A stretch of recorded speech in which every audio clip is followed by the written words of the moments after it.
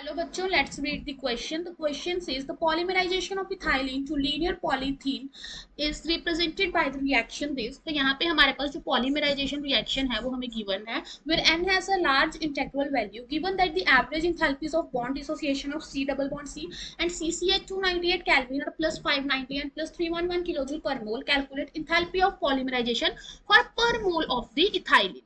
So यहाँ पे जो हमें key concept चाहिए that is enthalpy of polymerization.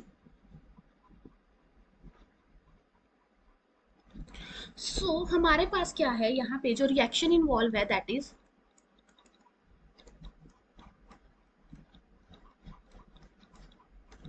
This one.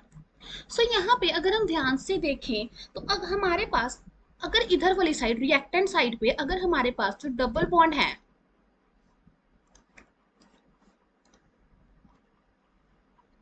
वो n है तो हमारे पास जो सिंगल बॉन्ड होंगे प्रोडक्ट साइड पे वो कितने होंगे 2n होंगे क्योंकि एक डबल बॉन्ड से हमारे पास दो सिंगल बॉन्ड बन रहे हैं. सो अब हमें क्या करना है कि जो इंथैल्पी ऑफ पॉलीमराइजेशन निकालनी है रिएक्शन के लिए. सो जो इंथैल्पी होगी इस रिएक्शन की वो किसके इक्वल होगी? It is the enthalpy of the product minus reactant. So हम sorry it is reactant minus product. So हमारे पास ये किसके इक्वल होती है? जो इंथैल्पी ऑफ पॉलीमराइजेशन होगी दैट इज रिएक्टेंट की इंथैल्पी है जो that is delta H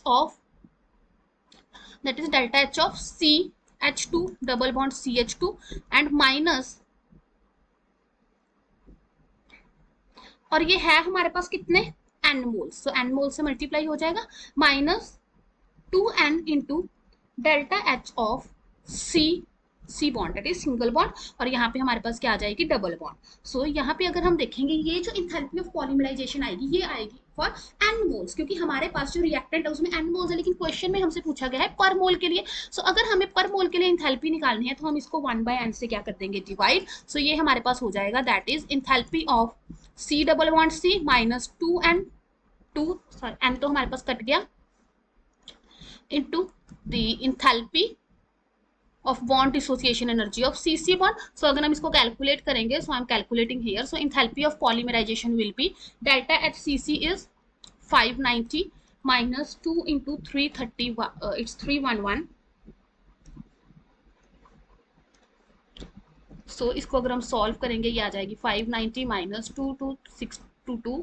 So the enthalpy of polymerization is minus 32 kilojoule पर मोल. So सिंपल हमें क्या पता होना चाहिए था इंथैल्पी निकालने के लिए हमारे पास फॉर्मूला होता है रिएक्टेंट माइनस प्रोडक्ट और हमारे पास पर मोल के लिए हमने क्या करना था नंबर ऑफ मोल्स जो हमारे पास रिएक्टेंट में n थे उससे डिवाइड कर देना था. वैल्यूज हमें बॉन्ड डिसोसिएशन की गिवन थी डबल बॉन्ड और सिंगल बॉन्ड की वैल्यूज पुट करके हमारे पास आंसर आ गया. Hope you find the answer. Best of luck.